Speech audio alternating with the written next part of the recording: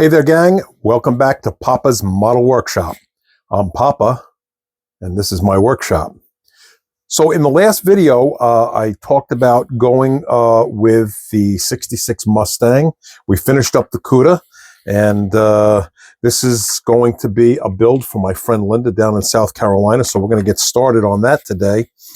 Normally what I do, first thing is I will separate the parts, and I will put them into an organizing container like this. Now, last time we got together, I had mentioned that I didn't have another organizing container because the organizing container that I had was being used for a Peterbilt wrecker.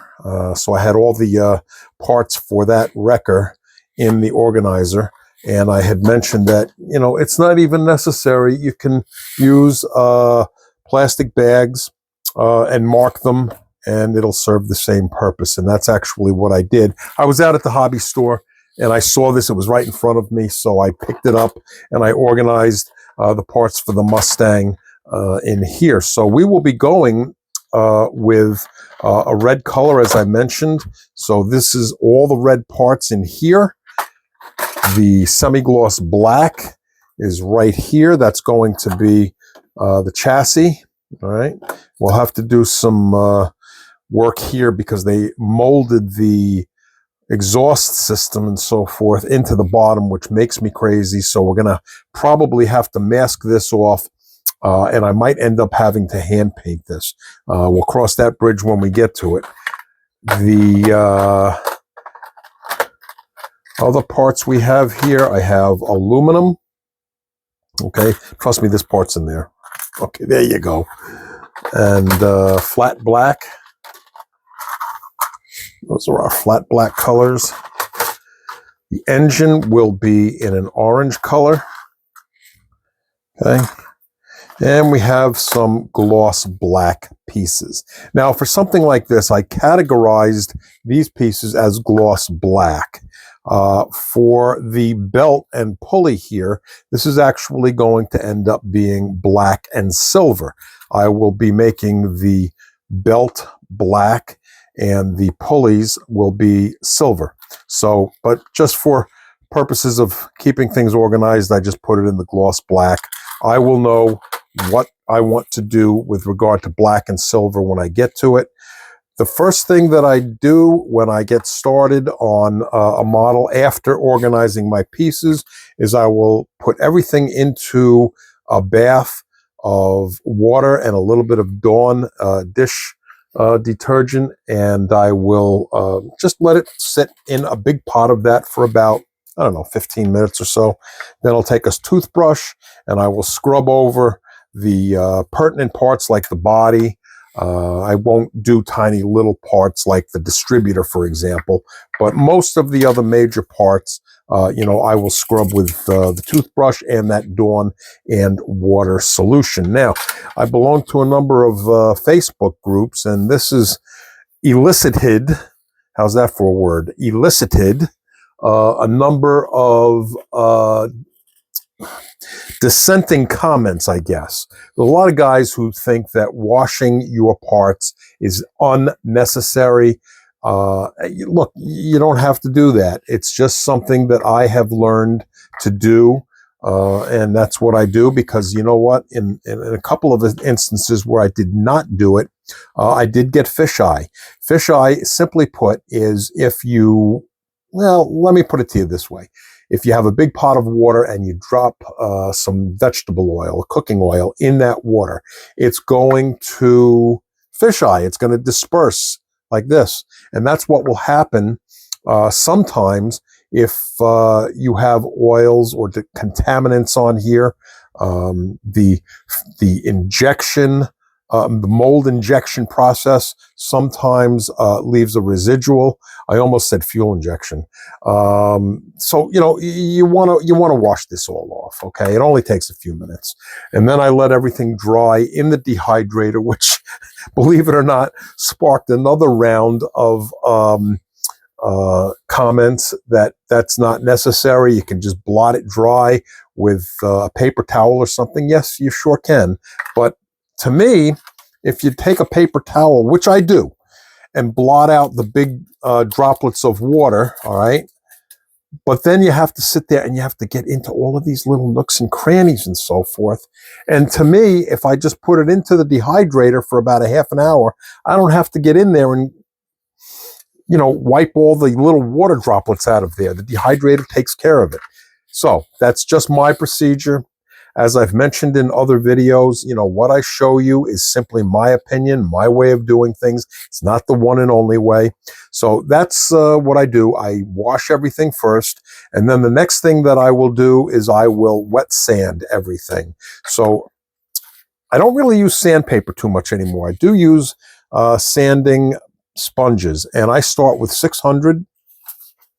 I go up to 1,000, 1,500, and I round out at 2,000. Now, if you're wondering about the grit and so forth, the lower the grit, all right, the rougher the sandpaper. So you want to start off with the rougher or more coarse sandpaper and work your way up to the higher number, which is a smoother sandpaper or less grit, less rough, however you want to term it. And it'll actually become almost like a polishing cloth when you go all the way up as high as 12,000, which a lot of guys do. They'll go all the way up to 10 or 12,000. I typically don't go that high. Usually I'll round out at 10,000. So after all of this is sanded, then what I will do is I will prime it, okay? I'll use a anti-static brush before I put the primer on, and I'll go over the whole thing with the anti-static brush. You want to make sure that all dust or contaminants, dog hair, I have 3 dogs and they're usually down here, and things float in the air, so I go over everything with the anti-static brush. Then I will prime. After I prime, I will go back over the car and the parts with the sanding sponges. And then we will finally be able to paint this car, all right? So I'm not going to sit here, and this can get a little tedious if I sit here and sand the whole car, but I will go over just the basics. Again, I'm wet sanding. It's just a little jar of water. Oops, get my hand out of there. Little jar of water, all right? Dip my sanding sponge in there, and I will simply go over, in fact, I'm going to take this off the stand, and I will simply go over everything with the 600 grit. That's where I start. All right, some guys start lower. They'll start at 400. Some guys will start at 320. This is just what I do. Again, you can watch other videos, and you can try things out for yourself, find out what's comfortable for you. See, now when we did the unboxing in the last video, remember I said that I found some crud here. So, you know, that's what the sanding is for. It's for going over and getting these areas, all right? Basically up here, I just went very lightly, all right? I mean, I'm pushing down, but I'm not pushing down real hard as I sand this. Over here where I've got some crud to deal with, I'm going to push a little bit harder, okay? And I'm mostly got that out already. So that's what your sanding process will do. It'll help to smooth out your surface, and stuff like this, which we pretty much got it off. It'll take care of imperfections like that. All right. And we've got some flash to contend with down here. Now I'm going to go with something a little bit more than just a sanding sponge to deal with that flash. And let me just quickly finish this up. All right. And all of these parts in here, again, I'll do this off camera. I won't bore you with watching me go over the sanding sponges on all those parts. All right, and already I can feel just with the 600 that this is smoother. All right.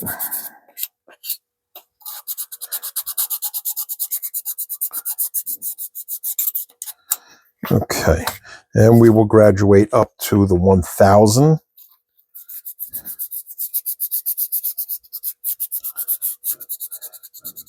And, you know, I'm just being repetitive here. So probably what I'm going to do is I'm going to stop at this point on camera anyway, because I know that that's kind of boring. Let's jump down to this flash down here. Yeah, there it is. Now, can you see that?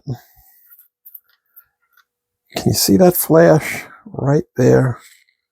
Okay, right there. There it is. Okay, so we don't want that there. So I'm going to actually take my X-Acto knife and I'm going to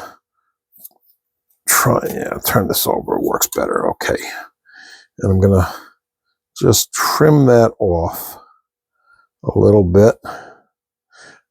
I'm trying to make this as straight as I can with the rest of the body. All right, and I don't want to gouge too deep.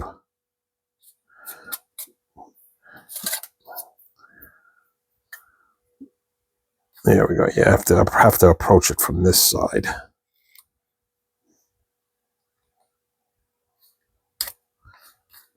Okay. Now, again, we don't want to. And by the way, I went from the back. All right, and I went straight up like that to clean off that debris. That's not something I would recommend you do. That's not a real smart thing to do. Because you can get cut real easily. So that goes under the heading of do as I say, and not as I do. All right, so let's grab a file. All right, now these are files that are specifically made for plastic models. These are great. I get them on Amazon. You can get them at Hobby Lobby, and I would imagine a lot of other hobby stores probably have them. I use these almost every time I'm at my workbench. Okay, and you need something a little bit more than just the sanding sponge when you have some flash like that. All right, and we pretty much have that removed now. Now I'll go over with the sanding sponge to try to smooth that out.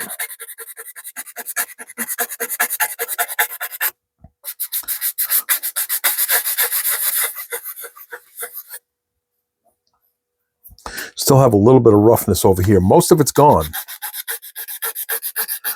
Got most of it gone. All right. And that's nice and smooth now. So can you see where it was? And this other piece right here, okay, see that sticking up? I don't know if you can see that. Can you see that sticking up? That's the same piece of flash that I had over here a minute ago.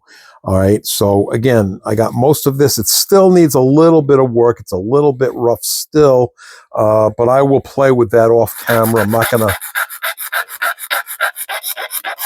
gonna make you sit here and watch me go through that whole process. All right, but that's one piece of flash. I'm going to repeat the same thing over here on this side, and then I will continue to sand all the rest of the body with my sanding sponges and the rest of the pieces over here. So again, I'm not going to make you sit and watch all of that. I'm going to pause the camera, and when all the sanding is through, we'll pick up from there, okay? So I'll be right back with you. Hey, gang. Okay, so I know I said that I wasn't going to make you watch me polish or sand, rather, all of the parts. However, I felt that this was something I wanted to show you. Let's go back to the body itself. This has all been sanded. It's all done. I did go up as high as 3,000. I know I said I was only going to go up to 2,000, but I decided to go up to 3,000 because in feeling the surface, I just felt I could get it a little bit smoother by jumping up to 3,000 instead of stopping at the 2,000. I'm very pleased with how this came out. I know you can't touch this and feel it, so you're just going to have to take my word for it, but this is smooth like glass right now, and this will take the primer real well. Okay, as I mentioned before, got that piece of crud out of there. But this is the thing I wanted to show you. You know, when you get inside of something like this, okay, the interior tub, you know, it's a little bit tough to get something like this into these little nooks and crannies. So, you know, we also have, I have some sanding sticks, all right? And, you know, you can get right into some of these small areas, all right? And if you have a real tiny area, you can go in with a different type of a sanding stick. Now, as a matter of fact, on here, I did have some crud that I didn't see before. It was right in here, all right? And yeah, really, really tough to try to get in there with something like this. And that's what I did. I took this sanding stick, and I was able to get the point right in there and get that out of there. So, you know, you're not limited simply to this, you know, a sanding sponge, or if you're using traditional sandpaper, you can go in and you can use smaller options to get into some of these tiny little nooks and crannies. I actually even have an electric sander. Let me see, where is that? I think I showed you this. This is made by Display, right? And this has different attachments. There we go. All right, and this will get right into some of these tiny little nooks and crannies. That's really kind of neat. I guess it doesn't take much effort in sanding to use something like this. Actually, this is kind of fun. But it'll get right into these little areas, all right? Now, see, right in there, there's the console, and that's a tight spot.